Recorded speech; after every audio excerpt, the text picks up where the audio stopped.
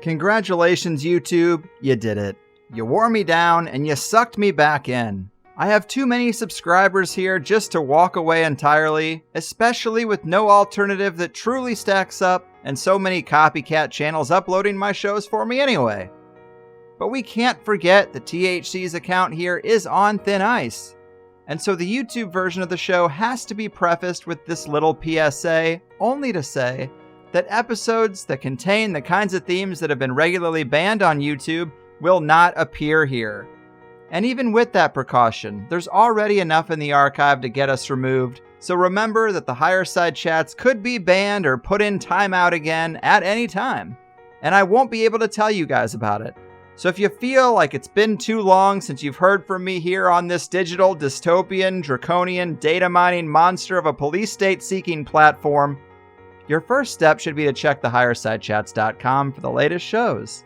All right. Enjoy. Welcome to another free first hour episode of the Higher Side Chats. I know we want to get into the action, but I have to ask that you help me armor us up a bit for the bumpy road ahead. Because I bring you the first hour of this show without unrelated ad nonsense as a proof of concept. And if you value it, then come over to THC Plus for the $8 a month and hear the full 2-hour interviews as they were designed to be and as you would enjoy them most. Go to thehighersidechats.com or just click the link in the show notes to get started, and within a minute you'll be plugging in your new Plus Show RSS feed into a hopefully decentralized podcasting 2.0 supported app. Feed the things you want to grow and starve the things that gotta go, and we will reach the promised land. Think about that and enjoy the show.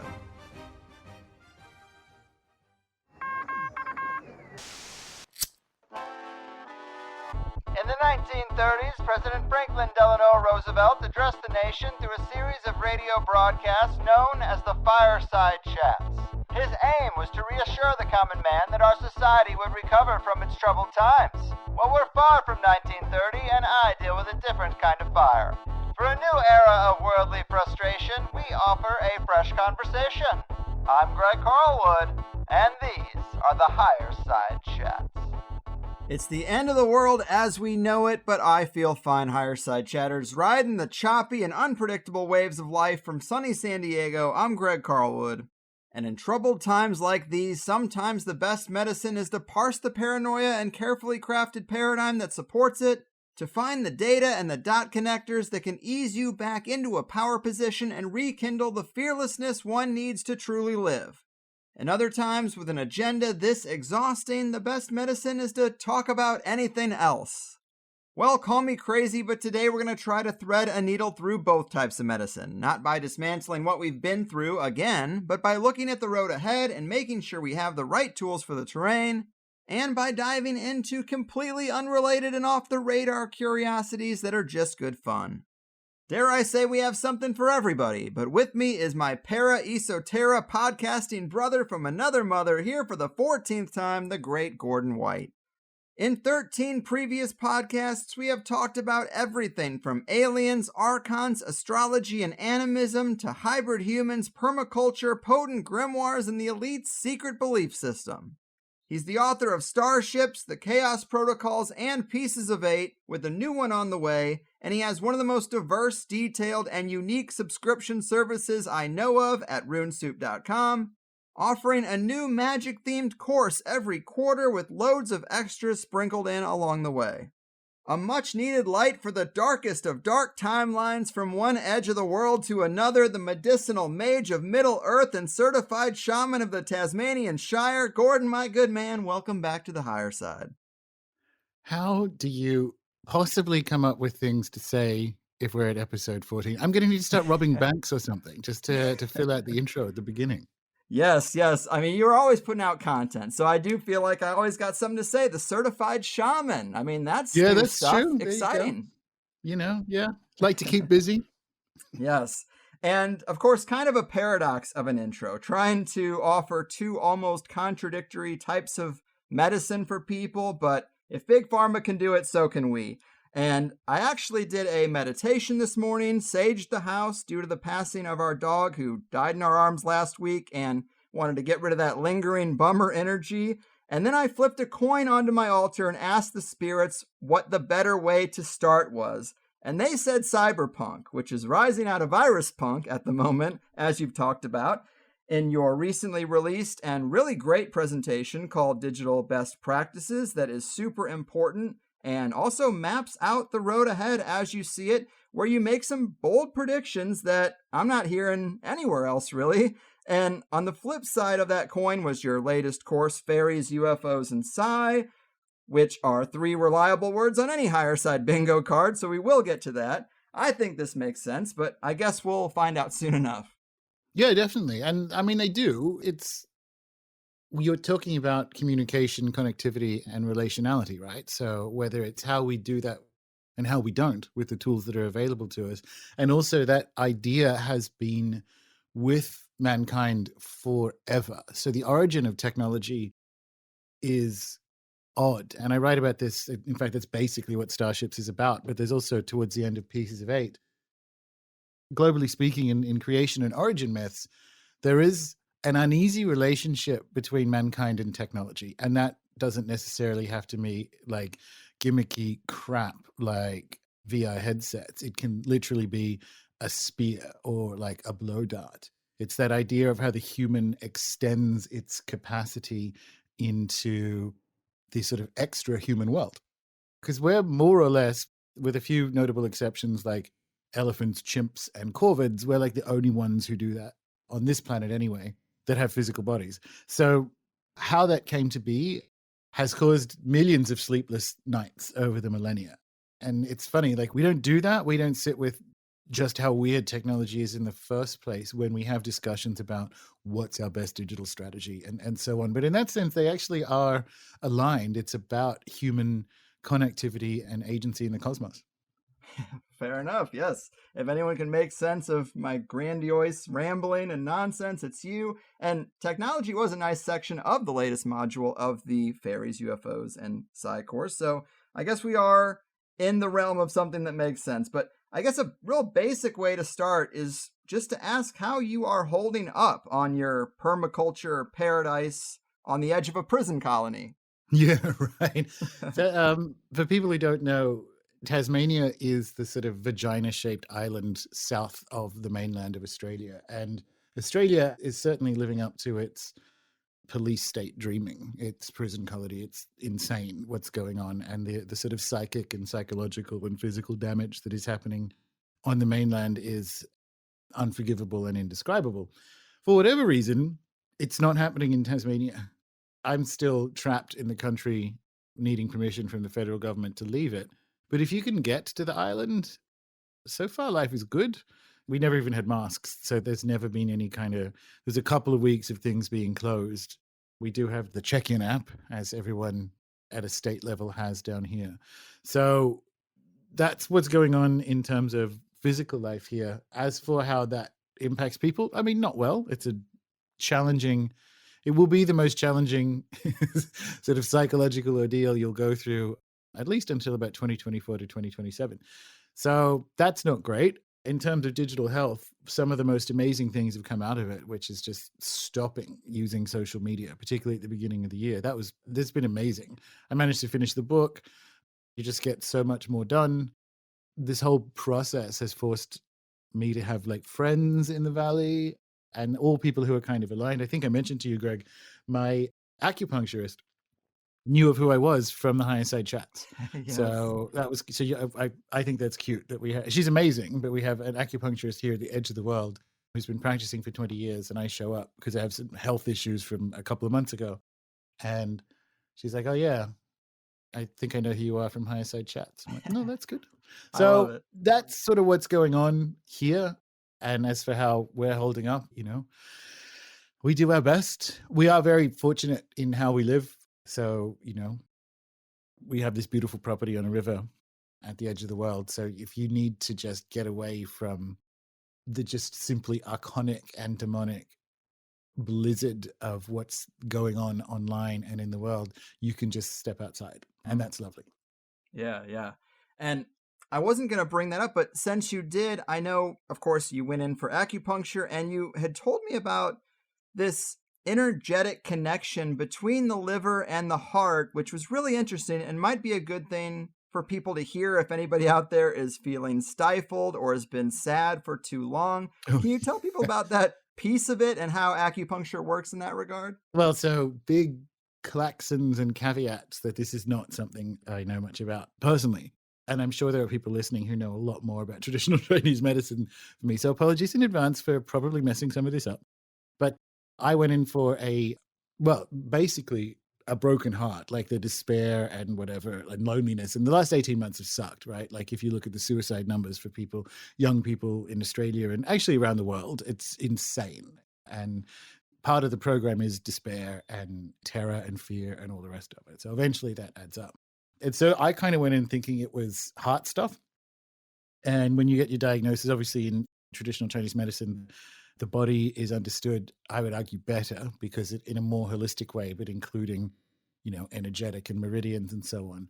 But how something like that is understood, or in my case, was that actually because the heart is the seat of your Shen, which is a kind of a part of you that is involved in going out in the world and expressing yourself and expression and so on. And it receives its support and energy from the liver, and it wasn't receiving that.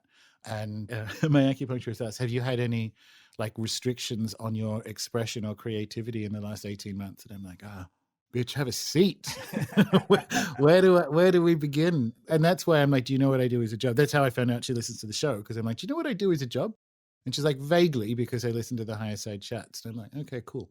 So that was really, really interesting that there are not just diagnoses that can match better symptoms you are experiencing, but consequently, as you'd expect, there are treatments and options that are available. So if you haven't looked at it before, and I know we've discussed acupuncture and so on, but if you haven't looked at TCM and you're in a sort of, pandemic malaise, and that's very understandable, think about it. Because it's not like they can open up the old-timey book of traditional Chinese medicine and go, pandemic, take Dan Shen, take these herbs. Not exactly that, but you'll find that because everyone is different, and that's one of the beauties of the system being diagnostic on an individual basis, you will find ways to sort of have bodily responses that match you and your situation. So it's been a fascinating healing journey that wouldn't have happened had all of this not go on, I guess. Well, that's a great summary. I've just been absorbing all this stuff whenever I hear about health-related modalities that relate to either the water in our bodies or the electrical current of our bodies. We could say the energy of our bodies. Because those two factors seem like the biggest ones to me, and Western medicine doesn't even acknowledge them or think they're important. So, I couldn't agree more. It's crazy. And as obviously you mentioned, I'm now properly certified as a shamanic energy medicine practitioner. Not that I wasn't on board with this stuff before, of course. I just have a training in a specific modality. But we are big on the water game down here because of everything taking so long. We're getting rainwater tanks and all the rest of it put in, which we paid for 6 months ago, that haven't showed up yet. And they'll show up just in time for the dry season because that's what happens. But anyway, it was really interesting to go through a health scare about a month ago that involved overnighting in a hospital, which I haven't done since I was, 16 maybe. And just the difference between, and I hate to call them alternative. When we talk about alternative healing, we've had this discussion before, it's the materialist one that's the alternative, because every other culture, everywhere, everywhere, including our own, up until the rise of this kind of machine metaphor, had some understanding that what went on in your inner life, your psychic life, would have a play out in your physical body. And the same thing, understanding of water and energetics and energy. It's just wild. And not just that, because I haven't been in for so long and I'm more energetically sensitive, of course, than I would have been otherwise. I haven't been in a hospital, and we live in a quite clean EMF environment. Not completely clean, but as good as you're going to get in a Western country. We live at the very edge of Tasmania, right? Mm-hmm. My goodness. The EMF environment of a modern hospital is insane. It's not just everyone has their phone still, which is whatever, but all these devices that are around you. And you think this is where people come to heal. And we're basically putting them in actual microwaves. And I don't mean to get x-rayed and all the rest of it, although there's that. Just in general, when you lie in the hospital bed and you're surrounded by these emanating devices, you think, wow, where do we begin to have that discussion? Right, right. And not to go off on a tangent, but of course, I'm absorbing a lot of stuff related to pregnancy and the birth process and comparing natural environments for birth centers and stuff like that to hospitals. And the natural books all say, look, as the husband, father, your job is one thing: produce more oxytocin in your partner and reduce adrenaline. And what makes for oxytocin? It's a spa-like relaxing environment with dimmed lights, not these bright, crazy hospital lights and the beepings and stuff. Also, familiar people as opposed to complete strangers. Basically, everything in the hospital process is going to create adrenaline, which launches into fight or flight and stops the birth process. From an evolutionary perspective, it's like, oh, if you're going to get attacked by a jaguar, you better stop this process, get up and get the hell out of there. And those things in the modern world are triggered by the hospital experience, so say the natural paths. And everybody else thinks we're silly for having a kid in something that is more like a spa retreat type setting. And I'm fine with them thinking that's stupid, but it is all about the production of those chemicals, which in the Western process, they're totally doing everything wrong to achieve the goals of a healthy, flowing birth process. Yeah. So, I mean, I guess ultimately it's the other one's decision, but is that the direction you're heading? Are you going to do a home birth, or have you not made up your mind yet? We're going in middle ground with a birth center as opposed to a home birth. Although as time has gone on, she's like, we probably could just do it here. I'm like, maybe on the second one, but for the first one, I want at least experienced people around, if there is a second one. So the argument for hospitals is just in the rare instances, and they are rare. Yeah, 4 out of 1,000. Yeah, where something goes wrong, and then you're going to want to need to be near a hospital, right? So if you're near a hospital, if you do it, what do I know about, pregnancy and birth? But it seems to me like the argument for hospitals is when something goes wrong. But if you're near one, it's like, well, it's pretty good. Yeah, it's fine. They have a process for the whole Plan B thing. But as I've read in the statistics, it's 4 out of 1,000 women have what they call a negative birth element, which could be something as small as a breech birth or a cord around the neck. These are things that can be solved in a home environment too. They're not as radical as the system makes them out to be. Or if you see a movie where it's like, oh, it's going to be breech. I mean, it's like the Titanic's going down, when really there are processes that doulas and midwives have to handle such a thing. So pretty rare that something would go wrong, especially if you've been doing the natural thing throughout the whole time. But I mean, Jesus, we are off track. Yeah. Let's get into the digital best practices presentation. I've just been holding all that knowledge and been. You could have segued into fairies there. We could have gone changelings. You could have, anyway. Yes. I was going to say, when you said you didn't know much about birth, I'm like, what does anybody know? Because as you say in the module, like, birth is way more mysterious than death even. And there's just so much weirdness around it. But maybe we'll get there. So digital best practices. People might remember us talking about your kind of utopian vision of rewilded towns with big home gardens and hobbit houses and a UFO in the driveway. This sort of back to nature reality coupled with a fully developed ether/torsion physics model. I love that vision as well. But as you say, we have to go through cyberpunk to get to solarpunk, which is what we might call that utopian vision. And we all know where we've been so far, but it's these potential next phases of cyberpunk that are the most intense, and we don't know how close they will get to achieving their goals, but it is nice to know what those goals are, wouldn't you say?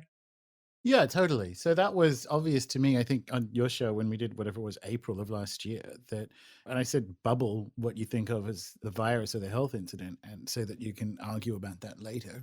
And I've actually quite enjoyed the destruction from the inside of the sort of Rockefeller medicine cosmology that's gone on, but that's immaterial to the actual discussion, because the idea was to use it as the air cover to bulldoze down the real economy and rebuild it in a managed technocratic way, which we're about 30-40% of the way through, depending on where you live, because that was obviously the destruction of independent small businesses in favor of big business. That's the 2020 story of most successful year ever for billionaires and so on, whilst 25% of small businesses in New York are permanently shuttered and now they have segregation again and whatever, right?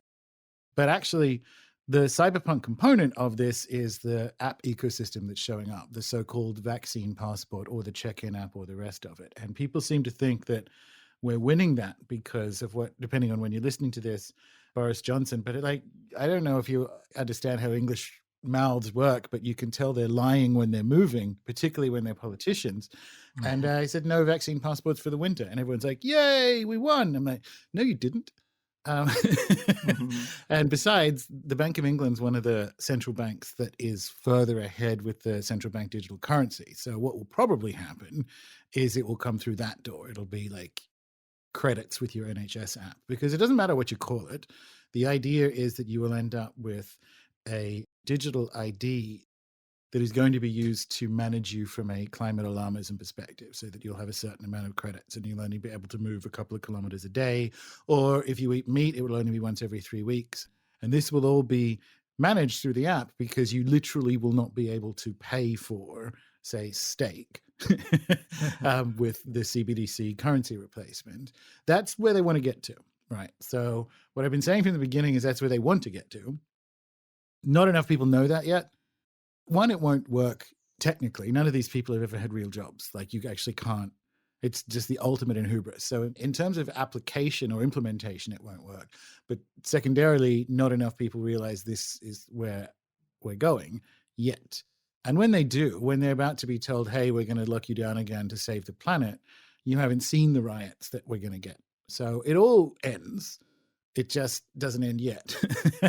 And that's what I mean by you have to get through cyberpunk to get to solarpunk. And not just that, and this is a Catherine Fitz paraphrase of Tina Turner, we can do this nice or rough. Like, we're going to get to solarpunk nice or rough, because this process, the up and the down of this technocratic implementation, leads to a lot of really, really bad stuff. Like, we're already seeing maternity hospitals, speaking of, close in New York and all the rest of it, because the plan is in the process of failing in its implementation. But the only thing they know how to do is implement more each time that happens, right? That's how you get a collapse.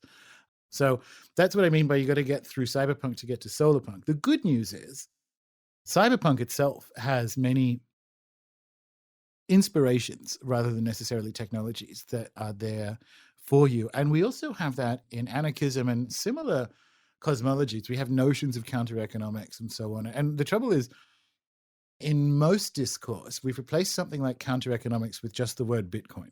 It's like, oh yeah, Bitcoin, we'll just buy stuff in Bitcoin. I'm like, no, that you literally might not be able to. I have a bunch of Bitcoin, I'm pro crypto, whatever, right? But I'm also pro crypto in the sense that there's a bunch of options available to them, not necessarily seizure, but make them illegal or force you to convert them. Like, we don't know how that story ends. It doesn't strictly matter as long as Bitcoin is something you have, or cryptos are something you have from an understanding of counter economics. Because counter economics is also, in my case, living in the Huon Valley, like living somewhere where it is rural, is I have way too many birds. So I end up with way too many chicken and duck eggs, is literally trading them in a non-monetary way for things that my neighbors have and so on. That's all counter economic, especially if I go into a store and don't check in and swap some eggs for something that's in the store. That's real counter economics, especially once we get to that CBDC level. So this is what I mean by we have to go through cyberpunk to get to solarpunk, or whatever you want to call it, on the other side. But that's both a good and a bad news story, as long as you can see it. If you can see it, if you can see that this is actually what's happening, and that's been my struggle and rally, not really struggle, but I guess rallying call for the last 18 months, is see what this actually is in the up and the down, because we're sort of at that inflection point where it all generally unwinds disastrously next year. We don't go back to normal at the end of that. The rest of this decade has its own challenges, which we'll save for episode 15. I don't know. But that's where we're at. And I put together this presentation because this is sort of my background. So for people who don't know, before, when I had real jobs, they were doing digital strategy and data strategy for really big companies, really big media companies in Europe. I've been on stage and on panels for Google in Germany and Ireland and the UK and whatever. I never worked for them, but like I was a thought leader in this space, right? So it was very obvious to me coming into it what the plan was, because it's always been the plan. Like, I've been in the room where when Google's offered like €500,000 to media companies in Europe that have failed. And that's clearly deep state CIA money to get them to. I've been there when people have spoken about what do we do with people's data and how do we track them the whole time and so on. This is always the road that they were taking. So I've had my head there for a long time, and I like digital technology. That's that sort of early millennial thing. Is we were the kids who briefly, it must be said, thought that the internet was going to be that kind of utopia rather than the ghastly surveillance system it's become. So it doesn't necessarily mean it's okay, cool. So we've got a surveillance grid, or we've got like apps and central bank digital currencies coming and so on. I guess we just don't use digital technology. And see, that's not right. And that's kind of why I had to put this presentation together. And it comes back to that idea we opened the show with about if you have a nuanced understanding of technology, you don't necessarily think in those, ironically for digital technology, binaries. You don't necessarily go, okay, cool, I'll get rid of it. Now, some stuff you absolutely should. There should be no Facebook or any of that in your life. Like that one is actually easy. And I don't want to hear, that I won't hear from my family. It's like you call them and you say, for my mental health, I'm not using Facebook. Let's have a group chat on an app that doesn't make me want to kill myself, right? I don't want to hear it. Everyone has these excuses. Anyone who's on Facebook after 2016 is over the age of, 60 and typing in all caps. So some stuff you absolutely can get rid of. And yes. I beg you to get rid of it. But you don't get rid of the whole thing. And what I was trying to get people's head around, and I put this presentation together, and I actually gave a presentation on the Platonic technology stack. How exciting is that when I had a real job in London? It was sort of tumbleweeds at the end of it, but I built like a data management platform for a media company I was working for. I say I built, I didn't build it. I was the person in charge with delivering it. So project manager. Yeah, just in case people think I was that kind of nerd. And the same thing happens here. So people keep asking, it's like, well, if I can't use Facebook anymore, what should I use? And that's real dumb capitalism, right? That's sort of, I just go to Telegram then. And it's like, no, if you think like that, and I use this sort of animist Indigenous Australia idea of like, we need to be thinking about ways of thinking rather than products of thought. So if you say, well, if I can't use Facebook, do you just want me to start using Telegram? I'm like, no, I want you to think differently about platforms and connectivity.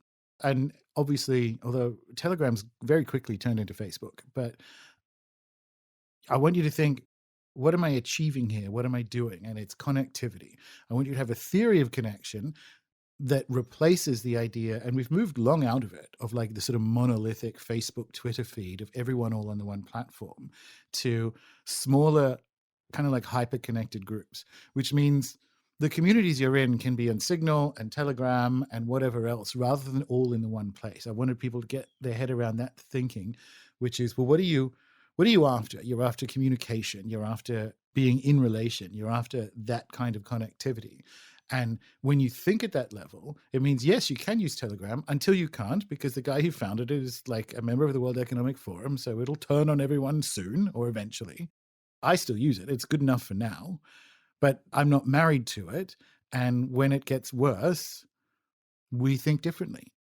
The kind of point of the presentation was to give people what's available for them to use now from a digital best practice, but crucially, how to think about how you get your own digital best practice.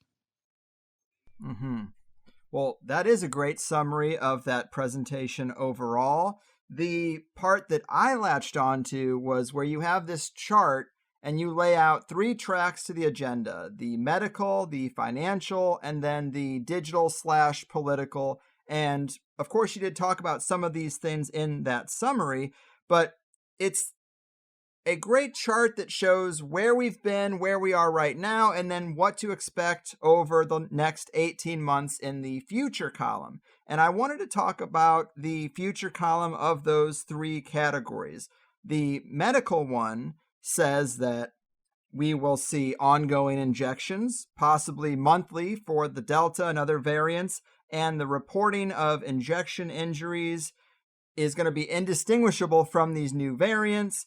And that is exactly what I think we are seeing now. Of course, the presentation is a few months old. That's literally what happened. The presentation came out long before Israel worked that out. Yes. And announced, yes, that's exactly where we are. And that's where we were going to get from the beginning. We forget the very beginning of the op, they showed their entire hand. The first bailout thing had a digital dollar in it. If you look at what you can see from the Pfizer contracts, it patently said that they were looking for sort of 300 million, for the US, 300 million injections monthly, or like it was actually 12 times 300 million. From the beginning, that's where the plan was. This is a huge plan, which means they don't always get what they want and implement it. But that's clearly where we are. And people, especially the Northern Hemisphere heading into winter, the area that's most important for the op from a medical perspective is the one that they obfuscate at that point in time. So the slide that you're talking about was super interesting at the beginning, very beginning, March of 2020. The narrative around, I hate using the word lockdown, but whatever. The narrative around the lockdowns, it was to even out emergencies going into the healthcare system. And that lasted a couple of weeks. And they reported deaths, particularly in New York, where Cuomo was murdering people.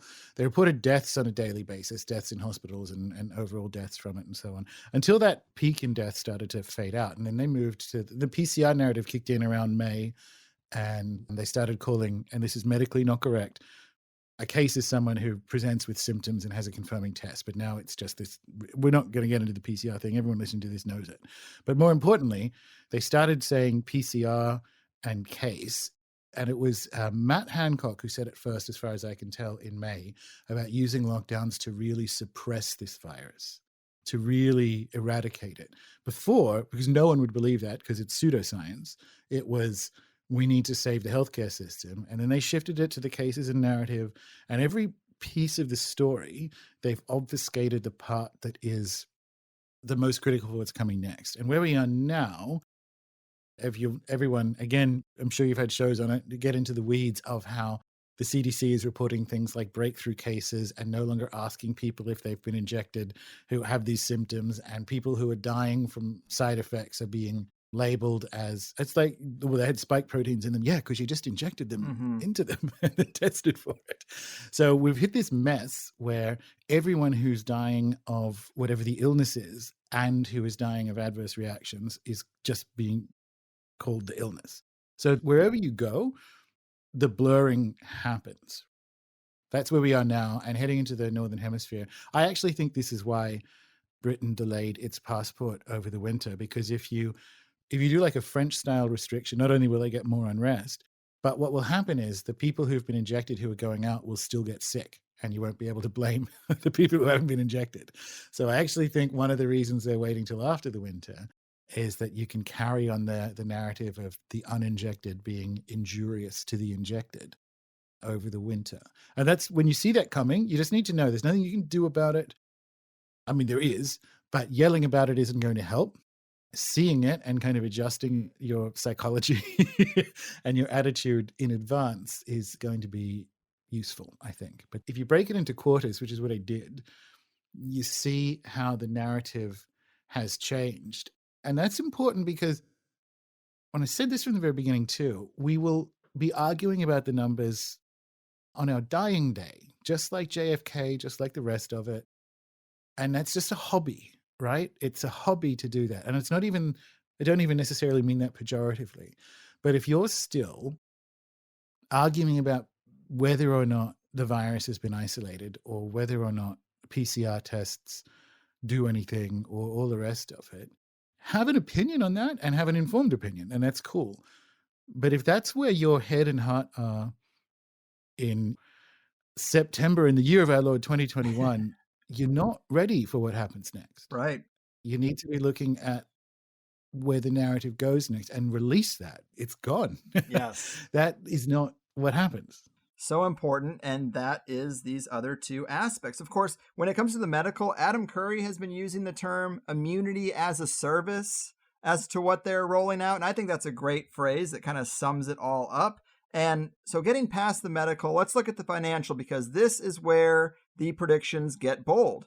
We had the first attempt at a central bank digital currency in the first stimulus bill, like you mentioned. We have BlackRock and these big companies buying up single-family homes across America like crazy, right in line with the you will own nothing and be happy about it future they've been talking about at the World Economic Forum. And then you say the plan for the next 18 months is to get that central bank digital currency established, have it delivered to people through a compliance app, and we'll see those compliance requirements segue over to fighting climate change instead of fighting some virus? Probably a mix of the two, but elaborate on this financial phase over the next 18 months. Well, so that's already happened. Like the news, depending on when you're listening to this last week, Microsoft, which is the same company that's been involved in the BIS innovation hubs to deal with CBDCs and also injecting chips into black arms in West Africa to kind of incentivize, with Gavi, of course, incentivize various injections even before this all happened. They're powering the infrastructure around this climate change credit card where it literally won't work on stuff that has been deemed to have too much of a carbon dioxide impact.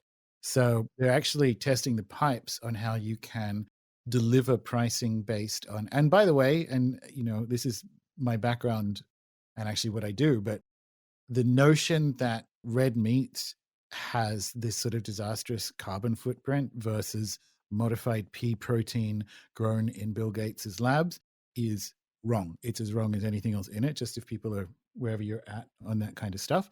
But it doesn't matter. It's that they don't want you to eat the meat, so that your steak, which is already appreciated, 40% in the last 18 months in terms of supermarket prices, you either won't be able to buy it, or if you've driven, let's say, 30 miles that month, you won't be able to buy it. And they're testing the technology on how to do that now. And that's part of the BI. So the company that's at the center of delivering CBDC pipes, if you will, which is MasterCard, is injecting chips experimentally into black arms in West Africa and is also happily announcing that they're trialing how to do climate change credit cards, right? So this was always the plan. And you see it in The Guardian. You saw it last year in the middle of lockdowns. You saw it from the World Economic Forum, the whole wow, how quiet and clean cities are and whatever, as children are committing suicide and independent businesses are going under, how quiet and clean everything is. So that's the next step. That was always where they're going to get to. And depending on where you are in the world, people sort of further ahead and less so. New South Wales here in Australia is going to implement some sort of app-based digital currency next year, according to Gladys Berejiklian. And there was a press announcement about a week ago on that kind of stuff. So you build out the infrastructure, the digital infrastructure, based on compliance with the injections. So you will not get your quote-unquote free money. It's not, unless your so-called vaccine passport is up to date. And it's funny, I think we're at a situation where, again, even arguing about, although this is probably more urgent for people's physical health, arguing about what's in or whether one should have the injections, which is always a personal decision. It's like a ritual of compliance. So that's kind of why they want as much of the military and as much of the police force and everything injected, because it's a demonstration that they will comply and do the next thing that they're going to be asked to do. It's a psychological operation as much as anything, particularly if you start giving people monthly or 6-monthly injections to participate in what they consider to be a return to normal life, but is a free-range prison, right? So that whole process has been designed. The app effectively has been the goal, not necessarily depopulation or any of that stuff. The digital infrastructure has been the goal. And we're at the point, it's kind of like the Indiana Jones Raiders of the Lost Ark, where he's flipping the idol for the bag of dirt. They're kind of doing that pivot. Well, that's what's going to happen next. The next 18 months is that pivot to rolling it out for climate change. It's not there yet, but that's where they intend it to go. And I would have thought it was, children dying in stadiums that would have brought this project to a halt. But I guess it's going to be that instead, as far as I can tell. That would be my guess rather than a forecast or a prediction, that we will get the whole way to vaccine passports and CBDCs, and then they'll start to use it for climate change and it'll come down, is my guess. I don't know. But that's what happens next. Yes, and related to that is the third rail of the digital/political. You mentioned ID 2020. We had the Great Reset, government check-in apps, absurd, staged, ransomware, cyber attacks on industries that Klaus Schwab and Bill Gates don't like, such as meat and energy. We have Klaus saying things like we should be worried about a cyber pandemic, and he wants citizenship for the internet. And then we have Cyber Polygon, which is like an event 201 for a cyber pandemic.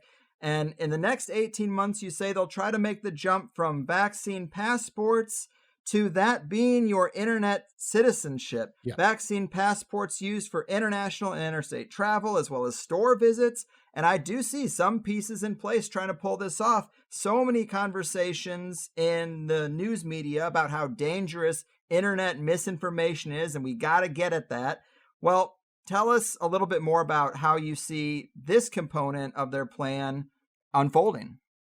Well, so that's long-lived. They tried to use Russiagate to do the same thing. They tried to get people to use, in the US, social security numbers to, and this is the bit that it gets a bit technical, but we'll go with it.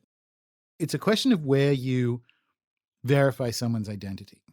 And my guess, and I think it's a good one, because last year I built a sort of off the internet, sort of like social network for premium members, because I saw this coming a mile away. If you look in South Australia at the moment, the intention is for people to have some sort of, they're trying to pass laws to get verified identification for social media. Because I thought it was going to be browser-based. So at some point, you either have to, let's just say, comply or have an ID check at the level of an ISP, so whoever's providing your internet, or you have it at a browser level or app level.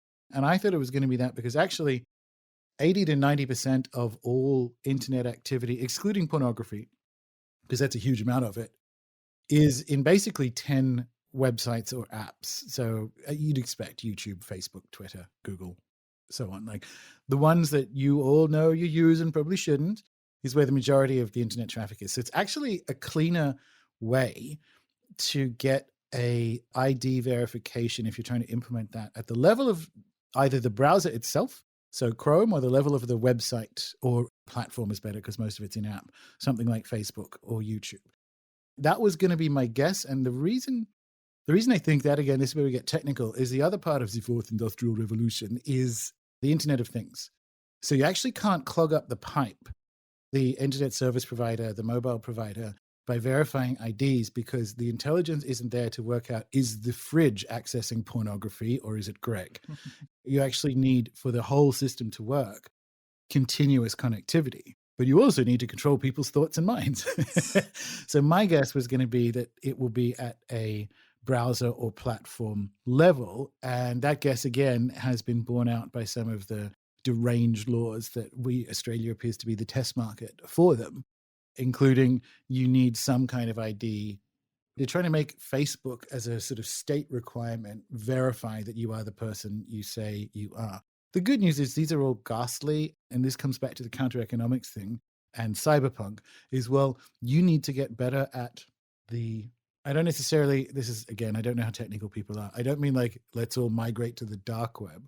What I mean is you probably do need to upskill your digital competencies to stay one step ahead of where this stuff is going. And in fact, we kind of know that. I've been saying for the beginning of the year, I love Odyssey as a video platform. It's fun. It feels like YouTube used to be, right? I mean, most of it's kind of dank, but not necessarily. And it just has that people actually read and respond to the comments. You know, it's not even just that which it is, a good platform for delivering video. It feels like a real internet again. And just like Telegram, I don't mean like, let's all go to Odyssey. That's the right choice for now. That and Rumble, because Glenn Greenwald's on it. Why not? But how you move and stay one step ahead of that is going to be important, especially as it's not just that the majority of traffic is on these websites. The majority of people will never leave them. So they will, rather than leave Facebook, if you're in South Australia, will give Facebook their verified digital ID to continue their all caps rants about China or something. So if that's not you, you need to move. And that's the good and the bad news. Like, it's actually quite empowering when you can see what's going on around you to take those actionable steps rather than doing things that don't, have never, and will never work, which is arguing about graphene oxide on Facebook, right? That's just not the game that is being played around you. Fair. And in terms of some of the advice for the financial, you mentioned if you can afford it, get what you need now due to inflation. And one other thing I didn't expect is get notarized documents for the important things that you own and your bank account balances. That's interesting advice that I have not heard anywhere else. Yeah, well, the cyber pandemic could be one of several things, including an EMP that they'll blame on Russia or China, probably China at this rate. And part of that is an eradication of digital records. So, and they'll actually just say, oh, sorry, you've lost everything, but here, have a UBI. By the way, you need to be injected, right? So that's actually the sort of Canada roadmap that was leaked at the end of last year. So if it happens in Canada, that's alarming, right? But in New South Wales, they're no longer doing physical, or they've announced that they're no longer doing physical title deeds for properties. So that's all going to be digital. What that means is there's no documents to prove in the event of a EMP or similar. There's actually no documents that will say you own the house that you're in, right? So it's more out of an abundance of caution to have these things. But also we move into a dystopia where people can, which happens now, like if they want to bring someone down, they can just put child porn on their phone, you know? Yeah. So if you're moving into a world, you're like, I am concerned. I actually have assets. I'm concerned about this.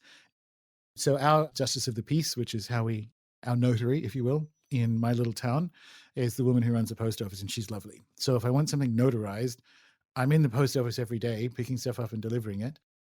I'm not asking anyone to build a bunker, but I am saying if you are concerned, if you have personal concerns about assets and the rest of it, then get some notarized documents and have them in a fireproof vault or what have you. I'm just going off what the people attempting this up have said they want. If you take them at their word, it gets quite predictable quite quickly. That's one of the things I wanted to have for people out there. It's not that big of a deal to get these documents notarized. You can just tell the notary, like, oh, I'm putting this in a safety deposit box. I want spares. It doesn't look weird or crazy.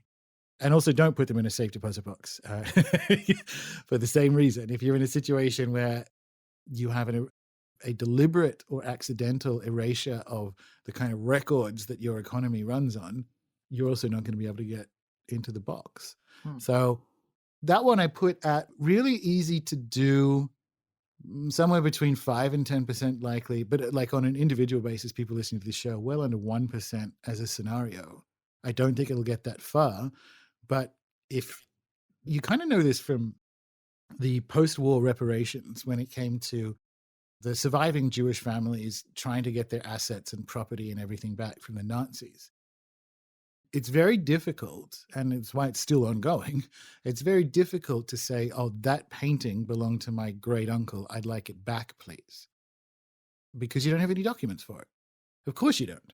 Because no one was expecting what happened, right? Mm-hmm. So it's one of those situations where you go, once bitten when it comes to this stuff.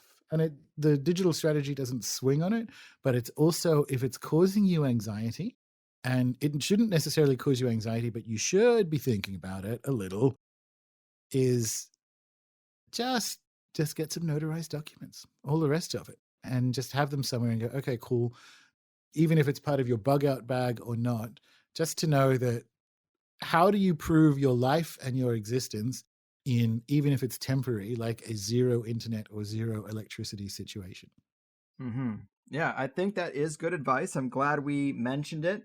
And along the lines of the EMP, I've been seeing more and more articles from these like live science websites that say, hey, do you know a solar flare could wipe out the electrical grid and the internet for several months? Which, when you start seeing a higher proximity of those types of things, always something to pay attention to. And probably right in there with the EMP. They'll just blame it on either another country or the sun itself. Yeah, if they're not ready to start the war with China or wherever, they'll just do it as a solar flare. Yes. And that's in Star.Ships. That actually happened. The last big one that disrupted technology was, I think it was 1889. It was called the Carrington event. And really the only thing at the time was the sort of British cable network. But it busted the cable network across the Atlantic for a couple of months. Most of the world didn't run on electricity. Now we're talking about hospitals and all the beeping, clicking and whatever. Your food and healthcare system is really top heavy. Like it's an inverted pyramid because it is critically reliant on the weakest part of the infrastructure, which is basically electricity, but like digital systems. Whereas we shouldn't have done that. We should have made sure that everything can work without electricity and have kind of like more nuanced and finalized, personalized application of these things using electricity.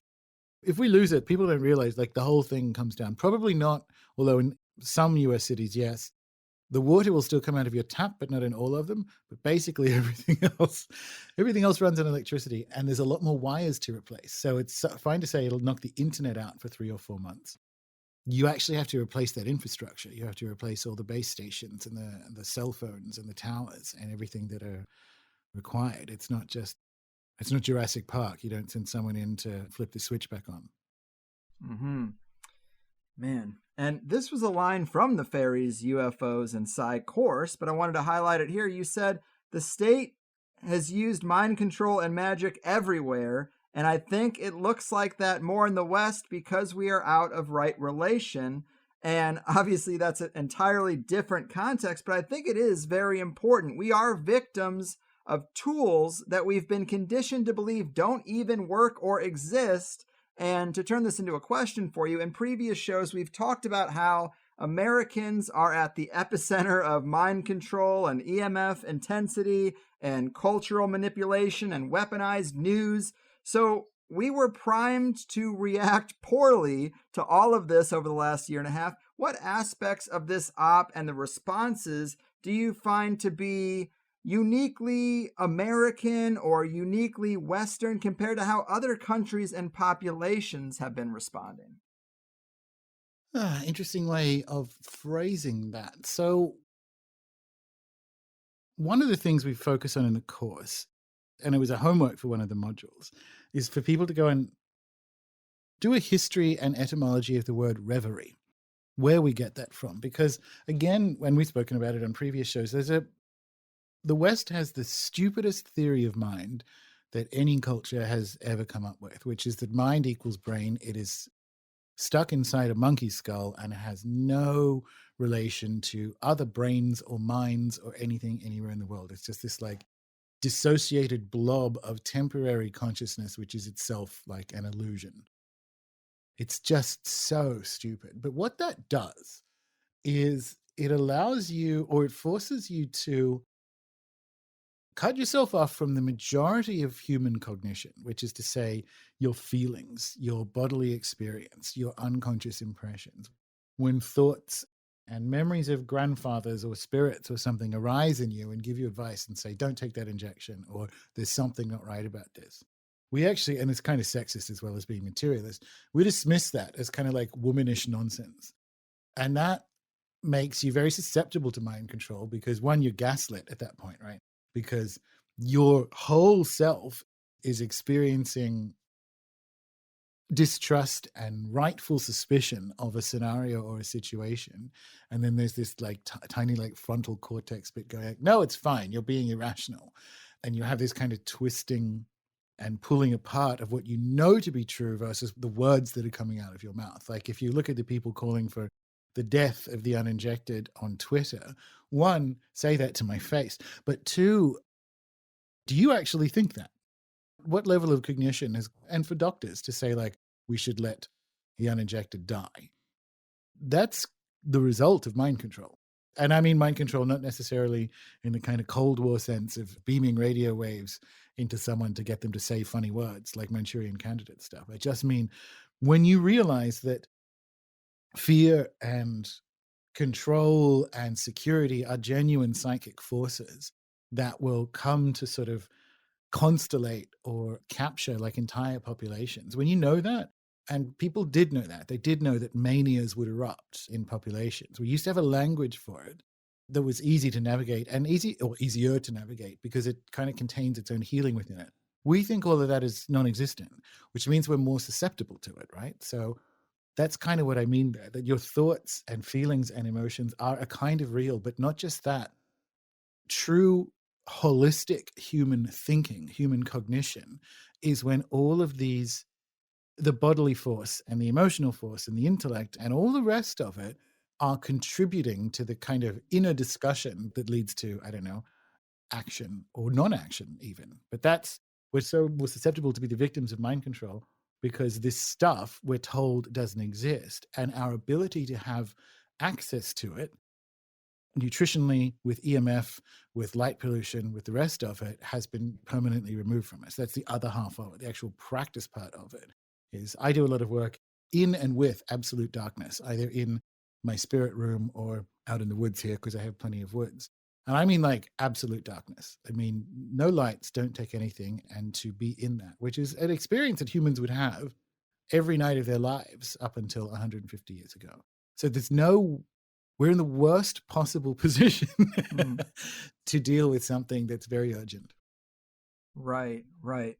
And comparing America to how some other countries are experiencing this, I mean, it's sad that Americans are not rebelling in the way that even other European countries are. I mean, it's obviously a media blackout, but you can go online and see these ridiculously huge images of these protests that are happening in several European countries. And then there are other countries outside of the Western bubble that seem to be just quietly using ivermectin. Yeah, exactly. And even I think in some cases sending it to all their citizens, which is something I said at the beginning with vitamin C and zinc.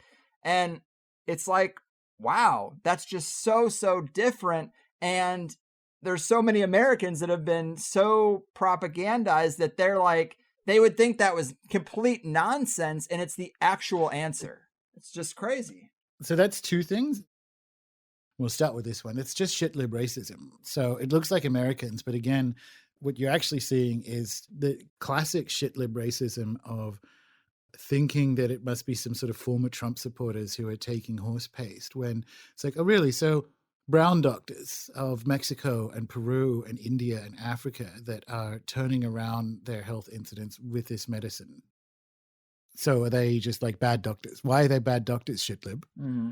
It's not just that everyone, non-Western countries have been quietly using it. Western countries appear to have only noticed it in the last few weeks. Thank you, Joe Rogan. And I was waiting for it. It's the same racism. It's actually in the same way that America look at it internally at its own like mortality data and go, this is really serious. And I'm like, leaving aside just how fraudulent the data are in general. It's like, why don't you consider how other countries have gone? And you can't. Like shit libs just cannot, because it's an ideological capture at that point. As for why Americans aren't protesting, they will, but also you have like a political setup that has escape valves. It has pressure valves where other places don't, right? So the countries that, or the states that are most likely to have the mass demonstrations are the ones with the least restrictions. Yeah. Because the blue states are basically Borg. And we were just talking about how things are going, who knows, with the Newsom recall. I'm not optimistic, because you have people whose identity is built around compliance in blue states. And the ones that don't are more likely to live in places where the freedoms aren't as curtailed. That setup isn't the same as somewhere like Australia or European countries, where whilst you'll have local councils and things, there's literally no escaping the diktats. They just happen. So that's a big part of it. It will still, as we're plainly seeing, this ends in the Great American Divorce sometime this decade. Probably towards the end, but who knows at this point. But we can clearly see states splitting into factions and going their own way in the next few years, because every single step that demented potato takes at the behest of his paymasters is resisted, and rightly so, at a state level, in whether it's Texas or mostly Florida or wherever. And so the attempt at different overreaches and underreaches and ways around it, it is literally, even if we're talking about injections and the rest of it, that's just the modern manifestation of a discussion that was going to happen anyway, which is a kind of classic states' rights versus totalitarianism situation. So that's my understanding from the outside when I look at why America, especially at the moment, because everyone, and rightly so, this is particularly the mainland, the tyrannies that Australians and Kiwis even more so have to deal with is crazy. But so far we haven't had our head of state say, on a mass level, all employers of over 100 people, they all have to be injected. Different countries are at different parts of the tyrannical op. We haven't had that yet, but we've had other stuff. And I think that's because of the American political system has escape valves in the way it was put together. Mm-hmm. Yeah, those pressure valve points are really good. I totally agree with you. And for the audience's sake, we are recording this in the afternoon of that election day. And I looked before we started, and we were talking that it looks like it's 57% in favor of keeping gruesome Newsom. And it is funny because how many people left California over the last year because they were just sick of it and moved to a place like Texas or Arizona. Maybe that's the 7% we could have used to keep it a little closer at least, but whatever. I never get my way with politics. It's funny you mention that. Like Canada is talking about, I don't think they'll get it for this election, but they're going to try and make injections mandatory for voting, right? Oh my God. One, not that voting does anything, but this is the same as forcing your entire military to get injected and the ones who don't to leave. What that does is it washes out the people who aren't going to comply. So the people who are happy with monthly injections who vote, who are they going to vote for? Trump? I mean, or whoever. Like, actually, he was pro-injection, but like, you're just selecting to make sure that you can carry on with your technocratic agenda. It's the same with police force injections and healthcare and the rest of it. Yeah, it's insane. And another thing I wanted to mention is when you did the astrological forecast for the second half of the year with Austin Coppock, which everyone should check out, the biggest takeaway for me was this interplay we have with Saturn and Neptune, which you expressed as the dream of control, which I thought was brilliant because of the qualities of those two planets and what we're seeing. It's so ambitious. It does seem like a Rockefeller wet dream, a shooting for the stars, over the top kind of thing. And the dream of control, dream being Neptune and control being Saturn. I mean, that's just awesome. Well, not so awesome to experience, but it's a good framing. There's the surprising good news in that, which is that Neptune is not just dream, it's diffuse. The reason there's such a tension there between Saturn and Neptune is it's not actually knowing how these things will happen. And that's literally the World Economic Forum, right? That's, oh, well, we'll just chip everyone and they can all eat modified pea protein. I'm like, yeah, that's just a fucking take. You just said a thing in a 7-star resort in Davos. Someone actually has to deliver that. Someone has to build that app and someone else has to make sure that you have it on your phone, and some kid in a grocery store has to make sure when you walk in that they cited it and what have you. So it's the kind of like the dream of control in the sense of it works so well. It's control of dreams. It's the free range prison that I mentioned before, so that you're actually, the bars are invisible, but they've never been stronger. But it's also not knowing how to implement it because it only exists at a kind of billionaire dream level. That's the good news part of it. The stuff that they want to do, I mean, we know it's insane, but like it's insane on the level of implementation. And we'll get to that point. We'll get to it sometime probably next year of going like, this actually can't work. But by then they're so far into it. I mean, they're already past that. They're so far into it, you can't back out now. The idea that they can turn around and go, whoops, what a zany overreaction these last 18 months have been. Let's everyone go back to normal. Too far into it. The only way out, the only way off this plane is down. And that's kind of the good news in the story of Saturn and Neptune. Fair. I like it. I'm always intrigued by those qualities, how we see them manifest and how accurate they really are. And another great quote along the lines of your Make Sanctuary post that I wanted to squeeze in here is this, where you say, in the Gospel of Thomas, we find, if you bring forth what is within you, you will bring forth what will save you. If you do not bring forth what is within you, what you do not bring forth will destroy you. And this is where coherence comes in. How do you get in your own way? How's your diet, your sleep patterns, exercise, meditation, daily spiritual practice, digital health and behavior? How is that rampant cocaine addiction? How many neoliberal tantrums have you had this week? There is a cowardice of not bringing forth what is within you that will destroy you. But there is also the trash you litter across your own runway before takeoff. And bravo, man. That is really good. We really can't afford to coast right now. We can't afford to not be our best selves right now. But when it comes to identifying that unique thing within us that we ought to bring forth, help the folks out there who haven't nailed it down yet. How do they get at that? Yeah, it's challenging. Like, desire is something we're just terrible at, right? And it's been a long kind of theoretical and actual obsession of mine. So we did a wealth magic course last year that does a lot of work on desire, and I did an event when we could still travel a 3-day event called the Metaphysics of Desire in New York. So the theory of this is, it's not just the kind of particularly American conditioning of being resistant to the things you desire because they're of, again, cultural conditioning of like, oh, you're not supposed to covet wealthy things or whatever, the sort of like modified Christian overlay. That's certainly a factor, but very often it's that people don't know what they want. They don't understand the difference between the desire that's kind of pulling them towards a future. And there's a metaphysics of that. Like, that's how a lot of cultures think the world kind of runs, that you are pulled into the future by what we would call desire, by like a telos or that drive toward meaning. But it's also, it doesn't come through as the right thing. So my example that I used for myself for this year was, what is it about Peru, for instance, that I am longing for? So break that down, because I can't get to Peru. Adventure, mountains, like mountain adventure and so on. And Tasmania is actually the most mountainous island on earth. I think about 66% of it is mountains.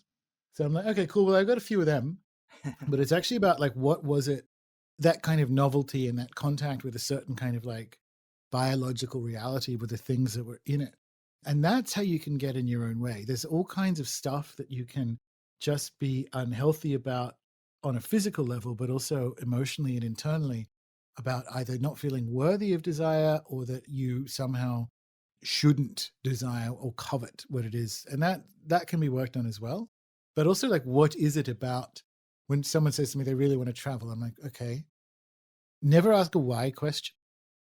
A why question shuts down on yourself, or if you're doing this with someone else, a why question will actually shut down the thinking process about it. So what appeals to you most about traveling? What do you think it would be like? Or what's your best envisioned travel day? And get them to explain, well, it's, sitting there having coca tea in Cusco or what have you. And you get them to kind of pull out these motifs, so you can do it for yourself. Why do you want to be, not the why, but like, what is it about being like literally an accountant, if that's what it is? And if you don't do the why question, if you do the what and start pulling out the motifs, it may well be that accountant is the right thing, but it might be that you enjoy helping other businesses and you enjoy learning about all kinds of like different ways that mathematical or financial systems work on a small business level. And that's legit. People like that stuff. So we're just so bad at sitting with and allowing these kind of desires to come up and through.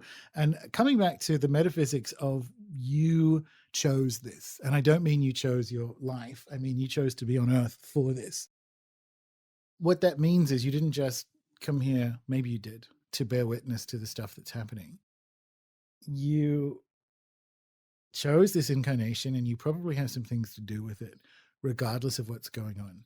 And so that doesn't mean pretending the world isn't, like, I wouldn't start a dive bar in Manhattan at the moment. I think that if that's what your dream is, you're going to need to do that extractive process. What is it about a dive bar in Manhattan? It's like, well, it's the excitement of like a city and like a late night economy, and it's meeting people and whatever. And you'll have to do that desire unpack and find somewhere better for it. So it's not about just toddling off into the apocalypse going, yay, I want to be a movie star.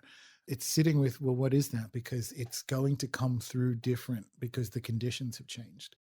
And if you don't do it, you came here to do that. You are the universe itself expressing it. So if you don't allow that expression to come through, it will destroy you. Mm-hmm. And that's not just me saying it. That's Jesus. That's Jesus himself in the Gospel of Thomas. So there you go. Amen.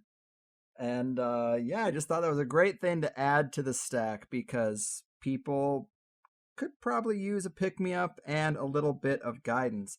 And this seems like a good thing to go out on, but you've also been doing this Lenormand card deck show, going over all the 36 cards in this tarot adjacent type of fortune-telling deck. And you write, I have to say, there are a lot of unexpected benefits of doing a weekly live show and project about Lenormand cards. It forces you to get into the guts of what even am fortune-telling and how to do it every week. By the time all 36 cards are completed, that will be a lot of time up in them guts. And I like that. What would some of those unexpected benefits be? So it's actually been really fun. And one of the reasons that Colin and I conceptualized this project, is called Fortune's Fools, if people, you can find it on YouTube, was, speaking of making sanctuary, I wanted a place where at least once a week, because like you, I do different but kind of like intense shows. There's a lot of research, or you have to talk about intense topics, right?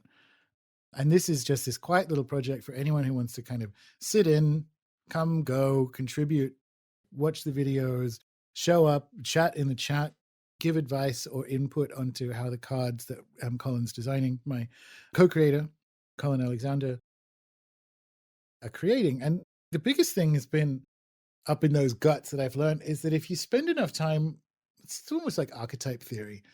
You spend enough time with each of these images and something weird will happen that week. So I just got back from, I'm the president of Permaculture Tasmania, and I just got back from the AGM, and we were staying in a place called Spring Bay Mill, which is this kind of like beautiful glamping site. It was once the biggest wood chip mill in either the world or the Southern Hemisphere. So it's part on that kind of regenerative journey. It's all very permaculture. So we're in these yurt style tents, and how you find it as you walk through the woods, there's sort of fairy lights just on the ground, which I thought cute from a fairy perspective. But actually the card we just finished is the garden. And so there are these fairy lights wrapped around the trees. And I don't spend a lot of time around fairy lights. It's not Christmas. I'm not Nigella Lawson. It's not a thing that happens to me very often. And it's just, each week has been this odd motif match to the cards that you've just spent, or an image that you've just spent an hour on. So that's the biggest one, which is that they work in a kind of weird ninth gate, but make it gay sort of way, where what happens in reality is matched to the cards. I mean, obviously it is, or otherwise they wouldn't work. But also that it's, the images are very domestic and small. And so there's something fugitive in the Lenormand, in that make sanctuary sense, because Bayoko Malafe talks about like becoming fugitive to these conditions, to head into the cracks, to make sanctuary in cracks and create new things outside of this kind of like dominant war model machine. And so there's something really beautiful about the cards being mice and like a little crossroads. With the tarot, you have the devil, the wheel of fortune, like towers coming down and all this kind of, it's all really beautiful and bombastic. But there's a beauty and a magic that you don't realize is there in the kind of small stories of fortune telling. And Fortune's Fools has been a really fun meditation on and with that. Right on. Yes. Sanctuary and cracks. Very gay. Yeah, true. But I have watched a couple of them, and there's a lot of cool insights about just how to read cards and art and meaning. It is a lot of fun, and I can understand how it would be just a cathartic side project for you, and I'm glad that you got that. It was kind of proof of the how you make sanctuary. It was sort of a proof of concept. Like I can't just write a post saying make sanctuary and like not do it. But it also, it has been fun because we've done at least one course on the tarot in the membership area, which I'm really proud of as well. But when I'm talking to Colin, I don't realize, gosh, actually, this is a funny thing to say. I actually know quite a bit about cartomancy, but I don't know what to tell people because I don't know what they don't know. So it's really fun when it naturally comes up in conversation that I can talk about, well, if I'm reading for someone and it's this or that. So that's been, I guess, pleasant to bring to the surface and kind of sit with. I mean, I've been doing it for 20 years, so I hope I'm not shit at this point. But that has been really fun to kind of accidentally share those sort of insights. Yes, very cool. Well, man, you are one of my favorite people on the planet. I think one of my own challenges through this last almost 2 years now has been dwelling on the effects of other people's fear. I'm not afraid, but it does take two to tango. So no matter what I think, if people I want to spend time with think it's too risky to see me, that kind of hurts, because in my head, the risk, quote unquote, is worth it because we have so much fun and mental health matters, I think. And from their perspective, I'm just not enough to be worth that risk on a Saturday afternoon. And, that's one thing. But the other part of it is being so far down the rabbit hole. I'm taking so much inventory over all the limitations. Can't go to the Comedy Store. Can't go to this concert I bought tickets for because it's a vaccine-only show now. Maybe we're going to have an app soon and just all this crazy stuff. But when I really unpack it, I'm just creating my own limitations. Really, I could have a THC meetup every week and build a stronger local tribe. I could rent a boat or jet skis or paddleboard with the wife and have a good day on the water. I could hike some of the trails I haven't been to. Basically, I'm saying nature is open. Stop trying to go places that require someone's permission when so many other things don't. And there are fun people who aren't afraid. And the only real limit is my imagination and creativity as to how to keep living and experiencing joy. And you are one of the best inspirations for me. You make so much more out of your position than I do. You've gone to shaman school. You've climbed the ranks of permaculture Tasmania. You've built your own local tribe. And you make me see how many resources I do have that I'm just not tapping into. And I'm really going to try to channel more Gordon energy over the next year. So thank you for everything. You are greatly appreciated. And I look forward to the time that we can actually get together. Maybe we'll climb Walt Evan Wentz's mountain together or something like that. Yeah. At this rate, for your kid's 18th birthday, maybe. No, that's really nice of you to say, Greg. And I think, yeah, that's going to be a good journey for you. As you say, you can head out into the water and whatever. We did that. It's easier down here because all we have is nature. But I think that's a really great way of thinking about it. It kind of comes back to what you can do and what you can't do and finding that joy. And it's been life-changing to go, okay, well, nature it is, right? Rather than the comedy store and so on. That's a journey I think a lot of people are going to have to go on. And I'm sorry that people don't think you are worth hanging out with, but they'll come around. Right. It's about them. It's not about me. Yeah. But you're the best, man. Of course, runesoup.com is the website. A premium membership is the key to unlocking the cornucopia of esoteric goodness that you got over there. Anything else to add? No, that's it. I'm on the next series of Magical Egypt, which comes out in a couple of months. So if you see that floating around, I'll be there. But otherwise, everything is at runesoup.com. Solid. Right on. Well, much love and take care, man. You too. Yes, people. Gordon the Great White coming back for the 14th time. Gotta give it up. Always so much we could talk about. And I really was second guessing myself that I chose correctly or let the spirits choose correctly. But knowing that the last show wasn't about the big agenda and the next show isn't about it either, we do have to take time to talk about it. Here in the States, we are just 2 days away from the mandate on businesses with over 100 employees to force that shot. Already a lot of talk about nursing shortages because of the layoffs. New York City is bringing in the National Guard, for Christ's sake, to take the place of the unvaccinated nurses. Trucking and transportation shortages, shipping containers and barges just stacking up at the ports. Kids are finally going back to school and they're going to fire 30% of teachers who won't get the shot. I mean, in a real pandemic, do you fire any nurses or qualified medical professionals? I don't think so. These are the people who are on the front lines in the hospitals. So shouldn't the virus speak for itself? Shouldn't the condition of these patients speak for itself? If we have a significant amount of people in this field, our best medical experts, who don't want the shot, isn't that curious? Shouldn't we have some follow-up questions? Why would that be? Since they are making the most informed decision of any other industry. And why do they really have to go now, since they worked through the whole last year and a half? Not good. And as Gordon said, it is a ritual of compliance for the police, for the military, for everyone really.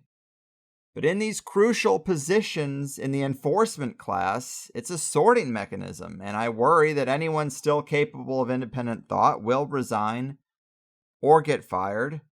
And so who's left, you know?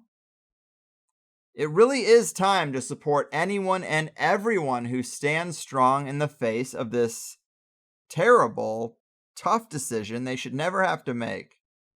And if you're cheering on the loss of a person's ability to feed themselves and take care of themselves and their family, shame on you. I'm going to remember what people I know said when this is all over. A lot of people are going to have a tough time being proud of how they acted. Did you go around advocating that people get some shot you don't know anything about? Are there going to be injuries and deaths weighing on your conscience? And I know that I'm in the rabbit hole, and hearing a dozen stories can start to sound like the sky is falling out there. But I am hearing dozens of stories of damage and death, and they're kind of flooding out right now as these mandates go into effect. But are the right people finding them on BitChute? I'm not so sure. I would say, though, do not resign. Make them fire you, if it comes to that, in writing. Who knows how this is going to go 6 months from now? Who knows what kind of lawsuits are going to be happening, and you're going to want it all on paper. Provide your own job with written notices that you are not interested in leaving over this issue. A lot of companies are so scared of lawsuits that they will acquiesce on this. Why do you think HR is always trying to establish a long paper trail to cover their asses? But that's the show, and I needed these things that Gordon laid out to be on the THC record. I think it was a great use of our time. I really wanted you guys to hear the roadmap so you can prepare and recognize the signs along the way. Now I'm hearing they're going to put mRNA vaccine contents in salads because, of course, the only food they want us to be able to eat besides crickets, and where's it going to come from? Amazon? Whole Foods? Buy up the only high-end organic-centric brand and make it a vehicle for your bullshit? Only makes sense because this world is sick right now. It's fucking sick, and I'm losing my patience. And people will cheer this on the way they're acting out there. Good, finally. This is how we get those damn anti-vaxxers. Put it in their salad and don't even label it. Yeah, just shovel it down my throat with other toxic lab-made frankenfood until I glow in the dark. All right, inside voice, man, come on. You can do this. And so, yes, we talked about what's to come longer than I had planned. It's also the first time in a long time where the intro doesn't really make sense when it's just applied to the free first hour show. But hey, I've been doing this thing with Gordon for years now, and I got a bit overambitious. Plus, the material about this agenda is the kind of stuff that builds up, so it's hard to just say, okay, it's been 30 minutes, let's switch gears now that we're at the least talked about and most important parts of this subject. And he should get extra credit too for coming out with this over the summer, don't forget. But when it comes to what's going on right now and in the near future, I think we got to all the important stuff you need to know. But yeah, we didn't get into fairies until the second hour. And as a full 2-hour show, I'm super happy with how this turned out. But the way I typically try to do it is to say, hey, let's lay out the scope of the conversation in the first hour, and then we'll dive into deeper details and side threads and my weird questions in the second hour. But this is more like 2 separate shows entirely. I even had a good line about King Kong and Godzilla, and I was all excited, and now it's only going out to 5% of the listening audience. But look, every full show I do, I try to make sure it's as good as it can be, and that's my job. And then it's up to you to decide how much of the show you hear. And if you're judging me on half an interview, well, it's like reviewing half a movie. I guess I don't care that much.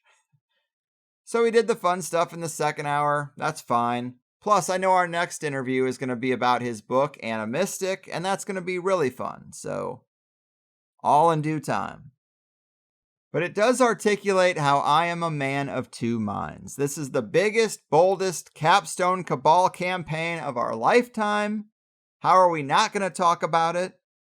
But for my own mental health, and by extension yours, we have to talk about other things too. I refuse to allow it to take up more than half my time, or allow us to forget that there are other things happening and more mysteries to explore.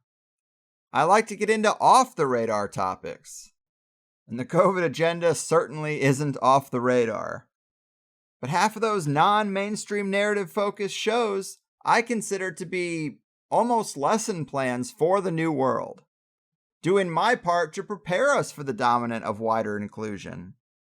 Help to focus us on tools we didn't know we had and what we want to see in that new world, and the pathways and solutions for how to get there from here. I know a lot of us look at the size of the wave that's coming and it seems intimidating. But I think you know what you need right now. Secure access to local, high-quality foods and water, a bit of economic diversification, maybe accounts at several different places. Probably best to go local there too. A plan for if there is a false flag, solar flare, or some sort of major outage. I like to think the grid isn't just one big thing with an on and off switch, so it would probably be regional to some degree. Invoke Jack Sparrow and his nimbleness and optionality. And of course, do the right things to stay mentally and physically healthy. I really don't want to just keep repeating the advice portfolio we've been building up for a couple of years now, but it's time to shore up our game. For getting connected, use Telegram. Put in your city, find the local groups and resistor restaurants and retail lists. It's not a THC meetup, but I'm sure there'll be something there for you. Become a part of the THC Telegram while you're there too. And do not fight. Think of every action as a contributor to the global energy meter. Which way did you tilt the needle today? Towards the negative or the positive? If the system wants more stress, fear, hate, violence, and aggression, are you inadvertently working for them? Or are you trying to create just as much joy, love, hope, acceptance, and all the other cheesy words, in spite of them and their plans and wishes? How do we reconfigure our relationship to joy rather than just not have it? Such a well-phrased question. I hope you've been thinking about that. Because depression, isolation, just trying to wait it out, not good solutions, guys. Plan now so you don't break later, because we all have thresholds, as we heard today. I feel bad for Gordon being stuck. I know he doesn't need me. He's got a lot of friends and acquaintances he'd want to spend his time with all around the globe. But it's rare that I can't think of anything to help. I can't get on a flight. I can't put him on a flight. I can't do any of the normal things I might do for a friend in a similar situation, and it's fucked up. And I'm going to be a dad in 2 weeks or so, in this fucking climate, talking about the idea that the digital infrastructure has been the real goal, climate change-oriented credit cards, the marriage between us and our digital twin, the whittling away of things like conspiracy podcasts, giving you a list of where you can spend your new central bank digital currency just like an insurance company would. I really hope that people who value a show like this or a community like Rune Soup will fight to stay a part of it. They're going to make you jump through hoops at some point. But let's not spend the good times worried about the potential bad times. We all have our own concerns and challenges, and we'll all deal with these things as they come. But I hope you feel like you know what you're watching for more than you did this morning. And if you stuck around for the second hour, you heard a lot of great stuff about Gordon's fairies, UFOs, and Psi course still going on now. What is Fairyland like? What is Elfshot? Missing 411, Gravity, Altered States, and Space Ghosts, Jeff Bezos and the Space Orphan, Fairy Sightings, Making Sanctuary, Fortune Telling, Action Packed, Commercial Free, never one to waste your time. $8 a month is all I ask so that I can do the best job I can do. Sign up for Plus if you feel compelled to help ease my concerns about the digital clampdown, or just want twice as much show. Take care of you and yours. We will roll with the punches and use the advice our great guests have given us. We chose this time. You came across this show. You're ready. You've heard it all. You're right where you should be, and only moving further in the right direction. Believe and achieve. Check out runesoup.com for more. Big thanks to Gordon as always, and to you. I'm getting out of here. Your move mandate makers, freedom takers, and obedient, ignorant agents of the Pfizer-Moderna Matrix. You're fucking... Sometimes when I get down, I eat a bunch of corporate junk. Processed stuff that makes you fat. Yeah, it's a weak and sickly people making industry. Don't tell me lie. Discipline is no fun, I find. Denial makes it all gone. And I don't have to face it, that's right. And you're wrong.